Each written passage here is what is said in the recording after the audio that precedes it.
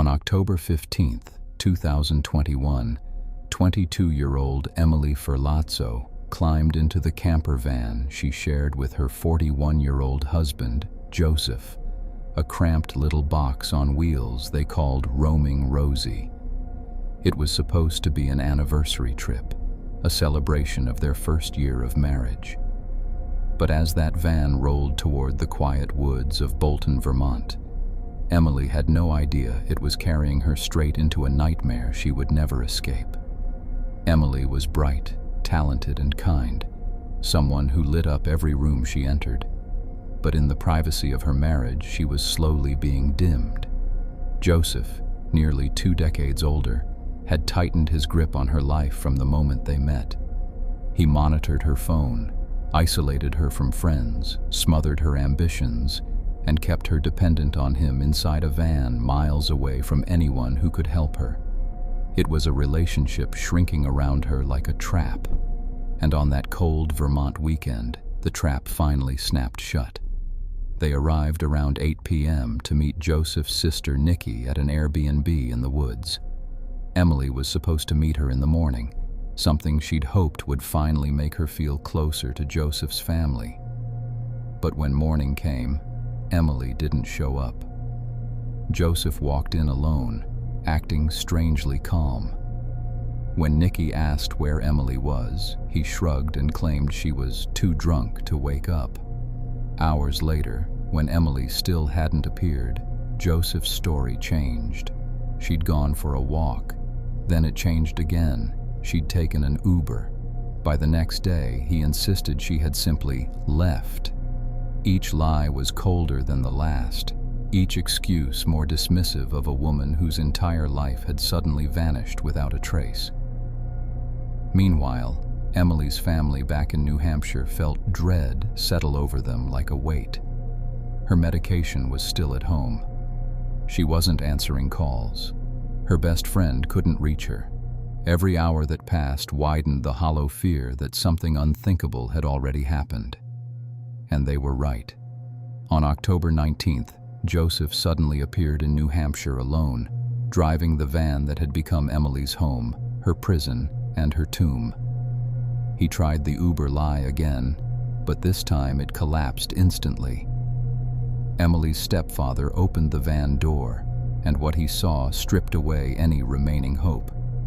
Emily's purse, Emily's vital medication, Emily's service dog, all left behind, all impossible to walk away from. And then he saw the blood, dark, smeared, soaking into the mattress, sprayed across the walls and the ceiling. Evidence of violence so sudden and savage that the tiny van could barely contain it. The truth was no longer hiding. It was screaming. Later that day, in a panic, Joseph handed Emily's blood-stained driver's license to her family, then fled. Police issued a bolo. Joseph didn't get far. He was spotted at a gas station, looking like a man who'd been running from something far worse than the law. During interrogation, he confessed, but not out of remorse. More like a man narrating something he had already accepted long before he ever stepped into that van. He claimed Emily hit him. He claimed he lost control. But the reality was brutal. In a cramped van on a cold anniversary night, he pressed a pillow to his young wife's head and fired a 9mm handgun. The bullet tore through the pillow, through Emily, and lodged with pieces of fabric fused to it, proving he had tried to muffle the sound. But the horror didn't end there. Joseph sat alone with Emily's body for 12 to 15 hours. Hours in the dark. Hours in silence. Hours with the irreversible violence he had committed. Then came the most chilling part. He dismembered her. Slowly, methodically, using a handsaw, placing her remains into 8 plastic bags, storing them in the shower of the van like they were trash. When investigators searched the camper, they found those bags. They found the saw, still carrying tissue. They found Joseph's jacket, stiff with blood. They found the scene of a killing so brutal, The walls still whispered what happened. And despite the confession, despite the evidence, despite the horror, Joseph stood in court and said, "Not guilty."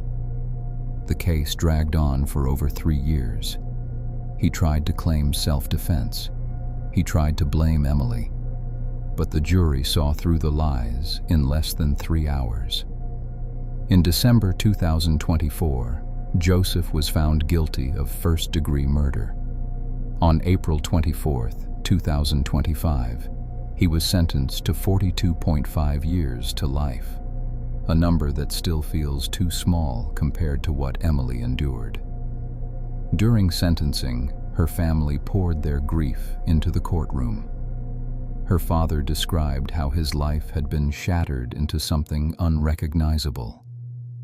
Her best friend spoke about Emily's light, how bright it had been, and how violently it had been extinguished.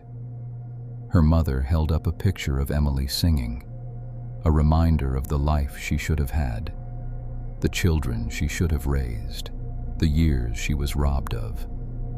And while they spoke, the court remembered that minutes after murdering Emily, Joseph sat by a campfire with family, got a tattoo, acted like nothing had happened, a level of coldness that chilled even seasoned detectives. Emily's story is not just a murder. It is a warning, a reminder of how manipulation becomes control, how control becomes isolation, and how isolation becomes something far darker and far deadlier than anyone wants to imagine. A reminder that monsters don't always lurk in the woods. Sometimes they drive you there.